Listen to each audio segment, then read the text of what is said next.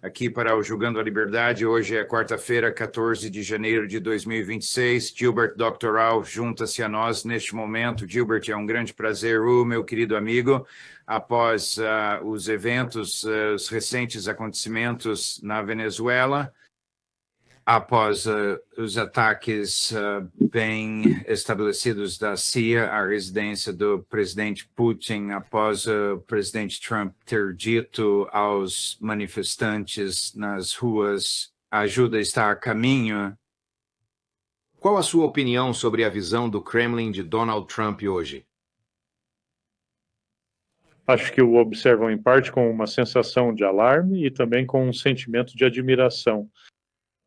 Ele está num patamar completamente diferente dos seus antecessores e isso é algo que espero que possamos discutir, porque a minha própria percepção sobre ele mudou drasticamente ao longo das últimas semanas.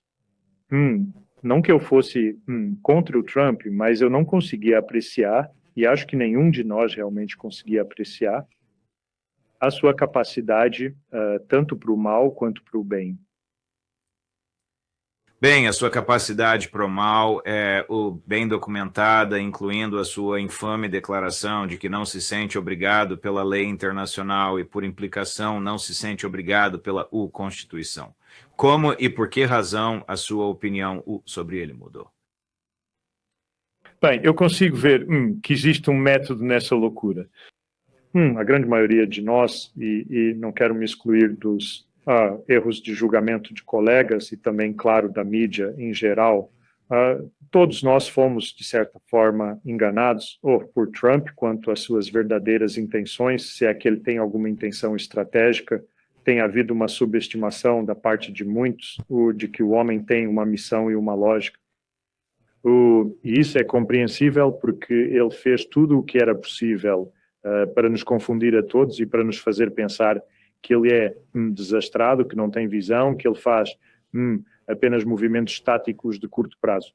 Bem, tudo isso está completamente errado e eu acho que temos que voltar para onde tudo começou. Perfura, bebê, perfura. Eu acho que essa é a verdadeira pista oculta para entender a estratégia de Trump. E há uma estratégia muito clara que emerge particularmente do que ele fez nas últimas semanas, mas se voltarmos ao período logo antes da sua posse, há continuidade. E a continuidade gira em torno do MAGA baseado no imperialismo do petróleo.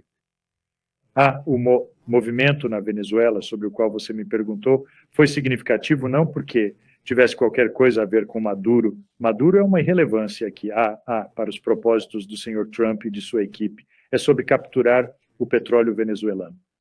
Os movimentos muito abertos, para intervir nos acontecimentos no Irã, que os Estados Unidos, através da CIA e de seus representantes, claramente precipitaram, financiaram e guiaram para derrubar o regime dos ayatollahs. Isso também não se trata de libertar o povo iraniano. Ele não se importa absolutamente nada. Na verdade, é sobre petróleo. Se a Rússia, os Estados Unidos conseguirem instalar o Halevi, que é o filho do antigo Shah, se eles tiverem sucesso dessa forma, eles então retomarão o controle do petróleo iraniano. Será concedido às empresas americanas o direito de explorá-lo. Agora, qual é o propósito de tudo isso? Trata-se de combater o grupo BRICS. Trata-se de restabelecer ou de manter a dominância global dos Estados Unidos, ou pelo menos sua hegemonia regional no hemisfério ocidental, graças ao seu controle do petróleo e do gás a nível global. Há um segredo sobre Trump que eu me convenci de que é suficiente para explicar o que parece arbitrário, desenvolvimentos peculiares ou numa frente ou em outra frente. O que ele está fazendo na Groenlândia, o que ele está fazendo agora no Irã, está tudo muito claro. Isso faz parte de um único e grande padrão para restabelecer o controle global americano sobre o petróleo, e o petróleo e gás globais são as chaves para a dolarização, os petrodólares que dão à América um controle ilimitado das finanças globais e sua capacidade de operar mesmo sob uma dívida enorme. O Kremlin permitirá que os Estados Unidos alcancem essa dominância sobre o Irã? Eu não acredito que Moscou ou Pequim, no seu estado atual, estão prontos para agir de uma forma que salvará o Irã.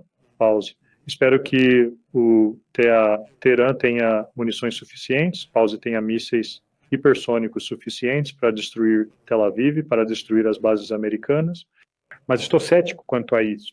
Eu acho que isso será hesitação, isso só será possível se eles fizerem um ataque preventivo, o que significa que teriam a coragem e a audácia de correr um risco fenomenal. Eu não consigo, de forma alguma, ver isso no Sr. Pezeshkian, o líder que assumiu após o assassinato de um chefe de Estado extremamente capaz e determinado, chefe de governo. Sempre esteve inclinado para o Ocidente. Mesmo neste momento, em meio a uma crise terrível, ele propôs a reabertura de negociações com Trump, as quais haviam sido encerradas ontem pelo próprio Trump. Por que ele buscaria ter qualquer tipo de negociação com Trump em vez de realizar um ataque preventivo contra Israel, contra as bases militares americanas? Eu realmente não consigo entender. Isso não é um bom presságio para o futuro do Irã. Bem, a última vez que os seus negociadores estavam a caminho para se encontrar com os negociadores americanos foi quando os e os israelitas orquestraram o seu ataque em junho. Concordo consigo aí. O iraniano médio, eu não sei como você poderia saber disso, mas você tem a capacidade de extrair fatos de observações empíricas. Sabem que estas manifestações são orquestradas e financiadas pela inteligência americana, israelense e britânica. Elas não são a reação espontânea, na sua maior parte, das pessoas comuns contra a atual situação econômica. Além disso, a situação econômica atual é causada quase que exclusivamente pelas sanções americanas. E não apenas por sanções. O que precipitou as manifestações, algumas das modestas manifestações de vários milhares de lojistas, donos de quiosques, isso foi o primeiro passo no que se tornou uma manifestação nacional contra o regime, foi um colapso da moeda iraniana. E isso foi operado pelos Estados Unidos. Então não há nada para adivinhar. E também não há nada para adivinhar como o iraniano médio se sente sobre o que está acontecendo. Vimos isso na segunda-feira, quando milhões de pessoas saíram por todo o país para apoiar o regime, para apoiar o Ayatollah, e essa é a resposta. Certo. Alguns dos seus colegas aqui neste programa acreditam que a mídia ocidental está a apresentar um retrato impreciso das manifestações e que, de facto, a maré virou para um apoio significativamente maior ao regime. Concorda? Concordo plenamente. Nem deram cobertura suficiente aos assassinatos de policiais e pelas gangues armadas que foram pagas por alguém. Podemos adivinhar qual agência de 3 letras pagou por elas. Para provocar violência entre os manifestantes, a justificar as intenções do Sr. Trump de intervir. Aqui está o Trump ontem com isto. A ajuda está a caminho. Eu não sei o que ele quer dizer com isso, mas... Você pode especular e analisar depois que ouvirmos. Chris, toque a faixa número 5. Aliás, a todos os patriotas iranianos, continuem a protestar, assumam o controle das vossas instituições, se possível, e guardem o nome dos assassinos e dos agressores que estão a abusar de vocês. Vocês estão a ser muito maltratados se os números estiverem certos. E eu ouço 5 conjuntos diferentes de números. Eu ouço números, olhem, uma morte já é demais, mas ouço números muito mais baixos e depois ouço números muito mais altos. Mas digo para guardarem os nomes deles porque eles pagarão um preço muito alto. E cancelei todas as reuniões com os oficiais iranianos até que a matança sem sentido dos manifestantes pare. E a única coisa que lhes digo é, a ajuda está a caminho. Vocês viram que eu impus tarifas a qualquer um que faça negócios com o Irão. Entrou em vigor hoje mesmo. E eu digo, vamos tornar o Irão grande de novo. Sabem, era um país grandioso até que esses monstros chegaram e o dominaram. Ah, que monstros ele está falando? A CIA em 1953?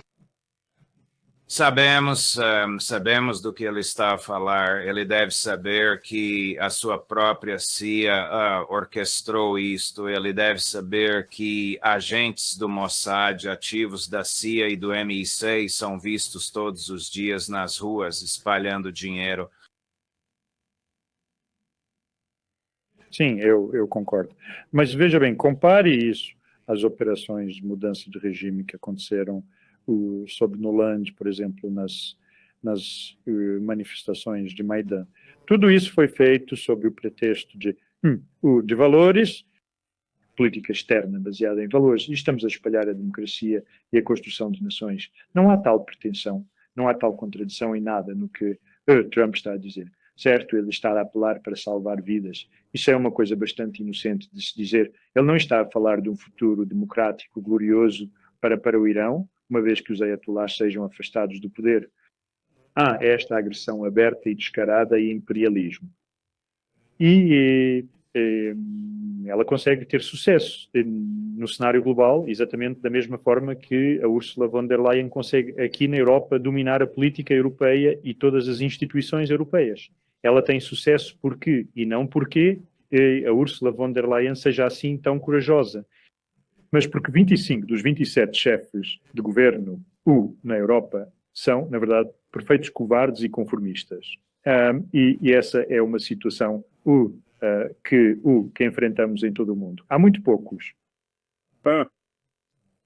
líderes que estão dispostos a correr riscos na pausa em prol de alcançar uma mudança bastante importante na política global. E nós tivemos discussões sobre o quão corajoso ou não é Vladimir Putin. Eu gostaria de mudar e direcionar esta conversa para os chineses. Você me perguntou sobre os russos e os chineses. Vamos olhar para os chineses. Eles não estão fazendo nada. É isso sobre o senhor Trump e a sua ofensiva atual ou a ofensiva planejada contra o Irã. Eles recebem muito do seu petróleo do Irã. E essas tarifas que ele está propondo, impor de 25%, por que ele adicionou isso às tarifas atualmente aplicadas à China? Porque a China é certamente o maior importador de petróleo iraniano. Torna-se uma farsa. Então, mas será que o senhor Xi fará o que tem de fazer e o senhor Putin fará o que tem de fazer? Nas melhores das circunstâncias, o que o senhor Trump está fazendo, a sua visão geral das coisas, é que a partilha de poder no mundo também se torne uma realidade. E isso só acontecerá se Putin e Xi aceitarem o desafio. Significando que Putin termine a guerra com a Ucrânia nas próximas semanas, não nos próximos anos, fazendo o que precisa ser feito com Kiev. Sim, isso só vai acontecer, se Xi impuser um bloqueio a Taiwan e tomar Taiwan. Se eles não fizerem essas coisas, então o senhor Trump terá uma hegemonia global e não apenas uma hegemonia de hemisfério. Eu não o ouvi defender a ideia de o controle de Taiwan pela força, mas ouvi você defender que é hora de Putin esmagar o exército ucraniano de uma vez por todas e livrar a Ucrânia do regime de Zelensky. Ele está sob pressão para fazer isso? Bem, sim, só para recuar um pouco por um segundo. Eu não estou defendendo absolutamente nada. Se eu estivesse na posição do Sr. X, seria exatamente isso que eu faria, mas eu não estou, obviamente. No seu lugar, sim. Certo? Não quis pôr palavras na sua boca. Você opinou que este é o caminho que ele deveria considerar. Ele está sob pressão para acabar com isso de uma vez por todas? O que sabemos que ele pode fazer com um par de Arashnaks? Bem, vai precisar de mais de alguns, mas ele consegue. E ele tem os meios. A questão é, o quão disposto ou não ele está a correr riscos. Né? Ele é um homem muito cauteloso, mas a cautela não é, em todas as circunstâncias, a melhor forma de garantir segurança. Às vezes, somos forçados a correr riscos. Agora, quem está contra ele depende de outras coisas que estão a funcionar. Se, por exemplo, falássemos sobre as várias áreas de agressão de Trump, não mencionamos Cuba, e Cuba certamente está na mira de Marco Rubio. O ataque à Venezuela, parcialmente, foi interessante para Rubio, porque a Venezuela era um grande fornecedor de petróleo para Cuba. Cuba não tem, de facto, qualquer possibilidade de sobreviver como regime se for completamente privada do seu petróleo. O México é outro fornecedor. Pode-se esperar que Trump foque no México em breve, não com relação a drogas que entram nos Estados Unidos, mas com relação ao comércio de petróleo deles com Cuba. Agora, é lógico que a qualquer um desses dias, o senhor Rubio assumirá a liderança de uma missão para derrubar o regime governante em Cuba. E aí teremos uma verdadeira prova do senhor Trump, do senhor Putin, e se ele será capaz de estar à altura da situação e agir com decisão. Deixem aberto. Quem sabe? Eu já havia notado em um ensaio recente que, quando revisei os meus papéis, os meus chamados diários de guerra, em preparação para o volume 2 que vou lançar, que será publicado em cerca de 6 semanas. Eu procurei o que estava acontecendo em novembro de 2024. E no dia 24 de novembro, o presidente Putin mostrou-se muito decisivo na sua resposta à decisão do presidente Biden, afinal de contas, de aprovar o uso dos mísseis ATACMS por parte de Kiev. E no dia seguinte, depois que o Biden disse vão em frente, eles atacaram com 6 mísseis ATACMS, o depósito de armas russo, na região de Bryansk, que fica dentro da Federação Russa. No dia seguinte, o Sr. Putin emitiu sua nova doutrina nuclear russa revisada e apenas 2 dias depois disso, ele utilizou o primeiro ataque Arashnik contra Dnepropetrovsk, ou Dnipro, como os ucranianos a chamam.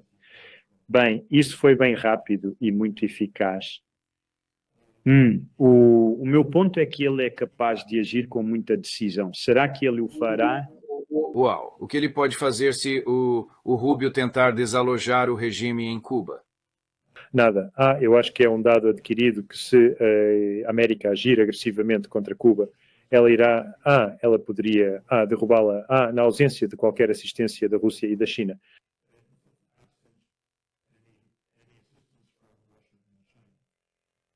E eu acho que se esses 2 países não fizeram nada sobre a Venezuela, é seguro assumir que não farão nada sobre Cuba.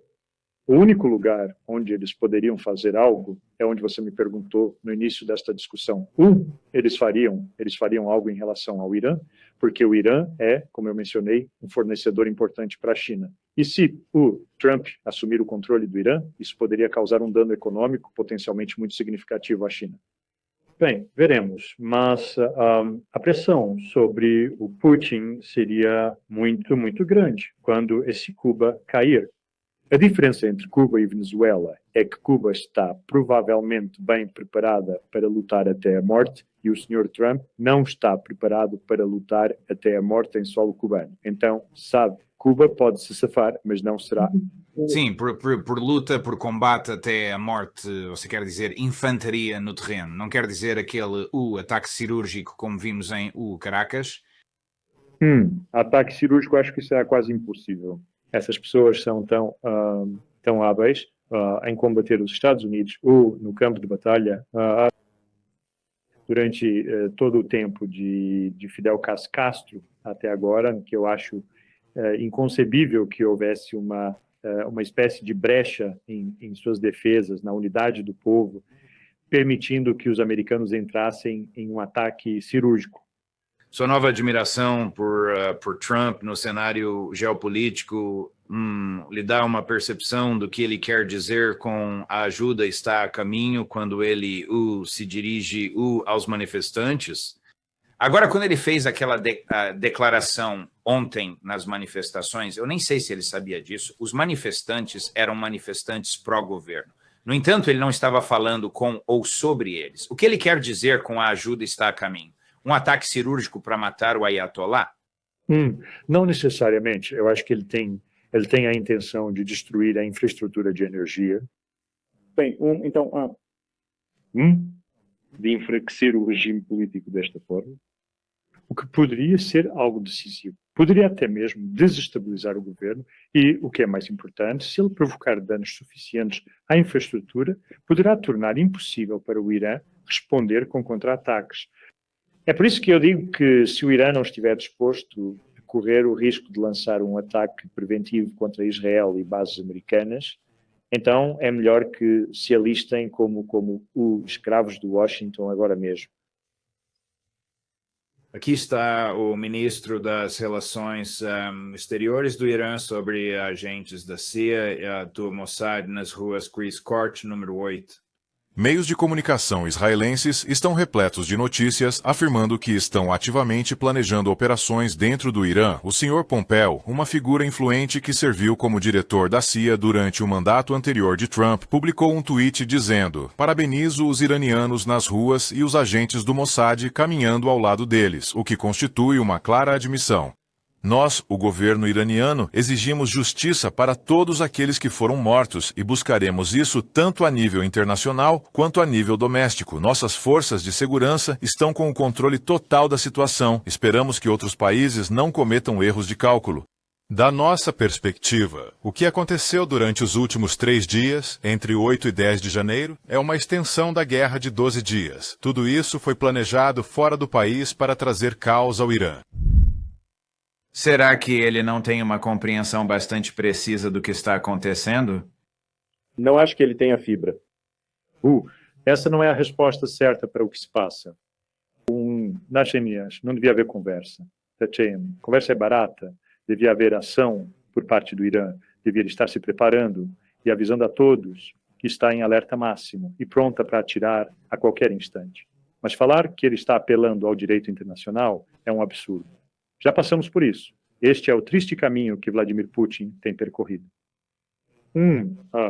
Putin tem atrás de si os armamentos mais avançados do mundo, o que faz a América hesitar, incluindo a maior coleção de armas nucleares do mundo. O Irã não tem nada disso. E o facto de o Irã nunca ter construído armas nucleares, enquanto a Coreia do Norte o fez, diz-lhe o suficiente sobre a prudência e a capacidade de estadista e a abordagem diplomática que o Sr. Trump vai atropelar. Então, eu acho que a situação está bem volátil no Oriente Médio. Você pergunta o que significa vir em sua ajuda. Bem, como eu disse, poderiam ser ataques massivos à infraestrutura, deixando grandes partes do Irã sem energia e preparando o caminho para esses agentes subversivos e possivelmente para mercenários ou tropas normais entrarem e resolver o problema no terreno de remover os ayatollahs. Tudo é possível. O que o Sr. Trump mostrou, e sabíamos disso quando ele se levantou e assinou com o braço, o punho no ar após a tentativa de assassinato, é que o homem é extremamente corajoso e extremamente destemido. E ele é uma pessoa muito corajosa numa comunidade mundial de, covardes. E assim, ele próprio, nós subestimamos a capacidade do Sr. Trump de se impor e de forçar a sua vontade sobre o mundo. E isso, digo, é algo que não podemos mais nos permitir fazer. Espero que o Kremlin e Pequim compreendam bem isso, Gilbert. Muito obrigado pelo o tempo e pela sua análise tão única e bem documentada. É sempre um prazer, meu caro amigo.